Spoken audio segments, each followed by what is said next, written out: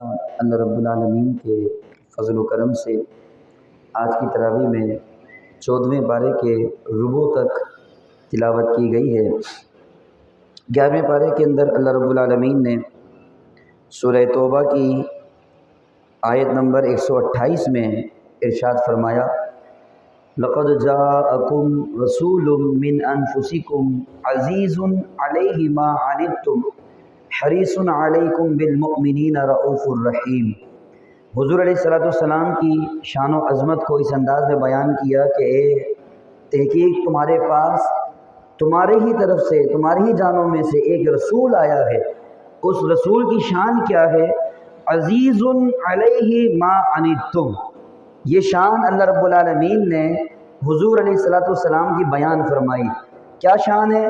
کہ یہ ایسے رسول ہیں کہ تمہارا مشقت میں پڑنا ان کو گرا گزرتا ہے، تمہارا مشقت میں پڑنا ان کو گرا گزرتا ہے۔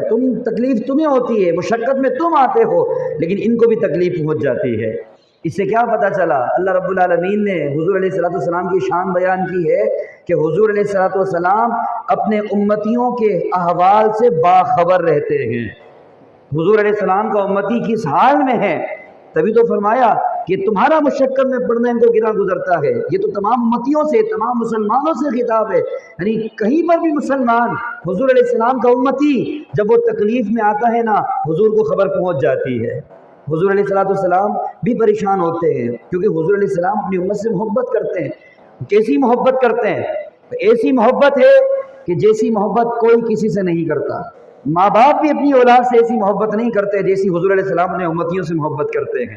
وہ ماں باپ بھی نہیں کرتے، کیونکہ دیکھو کل قیامت کے دن اللہ رب العالمین نے فرمایا نا، حضور علیہ السلام کی محبت کی مثال دے رہا ہوں کہ حضور علیہ السلام ہم سے کتنی محبت کرتے ہیں، اور پھر حضور کی محبت کو دیکھیں اور پھر ہم دیکھیں کہ ہم حضور علیہ السلام سے کتنا پیار کرتے ہیں۔ ہمارے دل میں حضور علیہ السلام کے لیے کتنی محبت ہے، دیکھیں کتنی محبت ہے۔ میں نے کہا کہ ماں باپ بھی ویسی محبت نہیں کرتے اپنی اولاد سے جتنا حضور علیہ السلام اپنے امتیوں سے محبت کرتے ہیں۔ کل قیامت کا دن ہوگا نا، اللہ نے فرمایا یوم یفر المرء من اخیہ وامہ وابیہ وصاحبتہ وبنیہ، کہ اس دن آدمی اپنے بھائی سے بھاگے گا، ماں باپ سے بھاگے گا، بیوی بچوں سے بھاگے گا، یعنی ماں باپ کو اولاد کی پرواہ نہیں ہوگی، اولاد کو ماں باپ کی پرواہ نہیں ہوگی۔ ہر ایک کو ہر کوئی صدا لگا رہا ہوگا، نفسی نفسی نفسی، آج مجھے اپنی پرواہ ہے، آج مجھے اپنی پرواہ ہے۔ لیکن وہاں پر بھی ایک ہستی ایسی ہوگی جس کو اپنی پرواہ نہیں ہوگی، وہ یہ کہہ رہی ہوگی امتی امتی امتی۔ وہ حضور علیہ السلام کی ذات ہوگی جو اپنے قیامت کے دن بھی جہاں ہر کوئی ہر کسی کو چھوڑ دے گا، یہاں تک کہ انبیاء کرام کے بارے میں بھی آیا، لوگ جب ان کے پاس جائیں گے تو وہ بھی کہیں گے کہ نا آج میں کچھ نہیں، آج ہم کچھ نہیں کر سکتے۔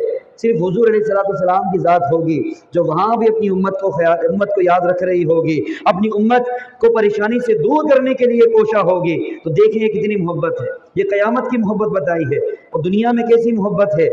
نبی پاک علیہ السلام راتوں کو جاگ کر ہمارے لیے دعائیں مغفرت کرتے تھے، راتوں کو جاگ کر معراج پر گئے تو اپنی امت کو یاد رکھا، یہاں تک کہ جب قبر میں نبی پاک علیہ السلام تشریف لے کر گئے، وہ صحابی جو سب سے آخر میں حضور علیہ السلام کی قبر سے نکلے، ان کا بیان ہے، وہ کہتے ہیں کہ جب میں قبر انور سے باہر آ رہا تھا نا، تو میں نے کیا دیکھا، نبی پاک علیہ السلام کے ہونٹ مبارک ہل لگے ہیں، ہونٹ مبارک ہل لگے ہیں۔ میں نے اپنا کان قریب کیا، حضور علیہ السلام کے ہونٹ مبارک کے قریب کیا تاکہ سنوں کہ حضور علیہ السلام کیا فرما رہے ہیں۔ یعنی قبر میں حضور علیہ السلام موجود ہیں۔ صحابہ کا عقیدہ کیا ہے کہ قبر میں تو چلے گئے لیکن زندہ وہاں پر بھی ہیں۔ کان لگایا تو صحابی کہتے جب میں نے کان لگایا نا تو حضور علیہ السلام فرما رہے تھے امتی امتی امتی۔ اپنی قبر میں بھی اپنی امت کو یاد رکھا ہوا ہے۔ تو پھر آج ہم لوگ سوچیں، ہم اپنا محاسبہ کریں، ہم اپنے نبی سے کتنا پیار کرتے ہیں۔ اعلیٰ حضرت نے پیغام دیا ہے نا کہ جو نہ بھولا ہم غریبوں کو رضا، یاد اس کی اپنی عادت کیجیے۔ ہمیں بھی تو چاہیے نا، جب حضور علیہ السلام ہم سے سب سے زیادہ پیار کرنے والے، اتنی محبت فرمانے والے، تو ہم پر بھی لازم اور فرض ہے کہ ہم سب سے بڑھ کر نبی پاک علیہ السلام سے محبت کریں۔ اور پھر حضور سے محبت تو سب سے کیسی ہونی چاہیے؟ حضور علیہ السلام نے خود فرمایا لا یؤمن احدکم حتی اکون احب الیہ من والدہ وولدہ والناس اجمعین، کہا تم میں سے کوئی اس وقت تک کامل مومن نہیں ہو سکتا جب تک وہ اپنی اولاد، اپنے ماں باپ اور تمام لوگوں سے زیادہ مجھ سے محبت نہ کرے۔ تو سب سے زیادہ پیاری حضور علیہ السلام سے کرنا ہے۔ اور یہاں پر سورہ توبہ کے اندر اللہ رب العالمین بلکہ 11ویں پارے کے اندر اللہ رب العالمین نے ایک اور آیت کریمہ نازل فرمائی۔ اللہ رب العالمین نے فرمایا یا ایھا الذین آمنوا انما المشرکون نجس فلا یقربوا المسجد الحرام بعد عامہم ھذا۔ یہ وہ آیت کریمہ ہے جو آج اس سے ہمیں درس لینا چاہیے، آج ہمیں درس لینا ہے۔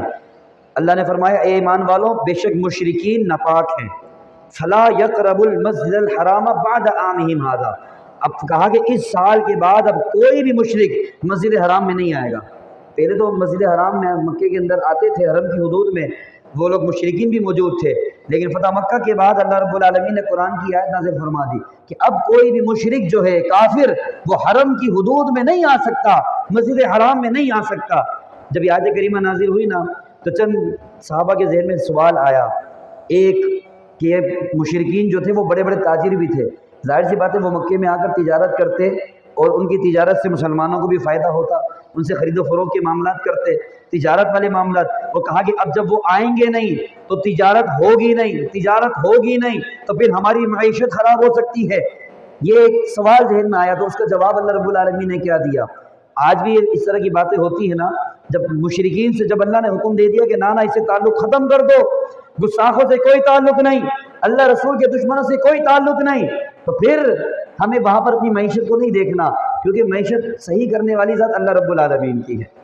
اللہ کا فضل ہوگا تو معیشت بہتر ہوگی، ورنہ کچھ بھی کرتے رہو معیشت بہتر ہونے والی نہیں ہے۔ اور جب تک پاکستان میں سود کا نظام ختم نہیں ہوگا نا، بھول جائیں کہ معیشت بہتر ہوگی، کچھ بھی کر لیں، کچھ بھی ہو جائے، جب تک سود کا نظام ختم نہیں ہوگا نا بھول جائیں۔ سود تو وہ چیز ہے، اللہ نے فرمایا فَإِن لَّمْ تَفْعَلُوا فَأْذَنُوا بِحَرْبٍ مِّنَ اللَّهِ وَرَسُولِهِ۔ اگر تم سود کو نہیں چھوڑتے تو اللہ رسول سے جنگ کرنے کے لیے تیار ہو جاؤ۔ یعنی سود کا لین دین کرنے والا یہ اللہ رسول سے جنگ کرنے والا ہے، تو جو اللہ رسول سے جنگ کرے تو مجھے بتاؤ وہ کب فتح یاب ہو سکتا ہے، وہ کیسے جو ہے نا کامیاب ہو سکتا ہے۔ تو پھر اللہ رب العالمین نے جواب کیا دیا، یہی ہمارا عقیدہ، یہی توکل۔ آج کئی آیت کریمہ اللہ رب العالمین نے بیان فرمائی، وعلی اللہ فلیتوکل المؤمنون۔ جو ایمان والے ہوتے ہیں نا ان کو اللہ پر بھروسہ ہونا چاہیے، اللہ پر توکل ہونا چاہیے۔ دنیا کے اسباب ہمیں اپنانے کا حکم دیا گیا ہے، لیکن اسباب پر ہماری بھروسہ اسباب پر نہیں ہونا چاہیے۔ اسباب اپنانے ہیں لیکن بھروسہ اللہ پر کرنا ہے، یہ مومنوں کی شان ہے۔ تو اللہ نے فرمایا وَإِنْ خِفْتُمْ عَائِلَةً، اگر تمہیں محتاجی کا خوف ہو، تمہیں یہ خوف ہو کہ تمہاری معیشت تباہ ہو جائے گی کیونکہ مشرکین مسجد حرام میں نہیں آئیں گے، تجارت والے معاملات نہیں ہوں گے، تو تمہاری معیشت خراب ہو جائے گی، اگر تمہیں ایسا خوف ہے تو پریشان ہونے کی ضرورت نہیں ہے۔ فَسَوْفَ يُغْنِيكُمُ اللَّهُ مِنْ فَضْلِهِ إِنْ شَاءَ، اللہ تعالیٰ تمہیں اپنے فضل سے غنی فرما دے گا۔